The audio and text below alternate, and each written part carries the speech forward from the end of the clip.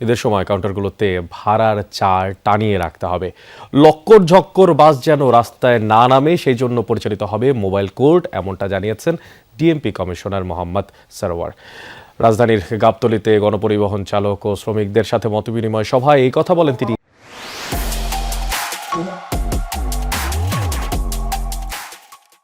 বলেন, এবার ঈদে টার্মিনাল সহ মহানগরীতে বিপুল সংখ্যক ডিবি, সোয়াট সহ ট্রাফিক পুলিশ সদস্য মোতায়েন থাকবে।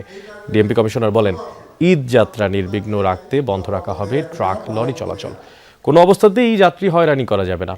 আর এই সময় ট্রাফিকের অতিরিক্ত পুলিশ কমিশনার আনিসুর রহমান বলেন, বিআরটিএ চার্টে উল্লেখিত ভাড়ার তুলনায় বেশি নিলে ওই গাড়ির রুট পারমিট বাতিল করা হবে। এদিকে বাস মালিক শ্রমিক ঐক্য পরিষদের সমন্বয়ক শ্রমিক নেতা অ্যাডভোকেট শামসুর রহমান শিমুল বিশ্বাস বলেন, যাত্রীদের ভোগান্তি কমাতে বাস মালিক, শ্রমিক সহ সবাই একসাথে কাজ করছে। আমরা গতকাল থেকে শুরু করছি লক্কর ঝক্কর বাস যাতে রাস্তায় না নামে, সেখানে আমাদের ডিএমপির জুডিশিয়ারি ম্যাজিস্ট্রেট সহ বিআরটিএর ম্যাজিস্ট্রেট সহ অভিযান। 2 সিটি কর্পোরেশন এই ম্যাজিস্ট্রেটরাও বিভিন্ন অপতৎপরতা প্রতিরোধ করার জন্য তৎপর থাকবে।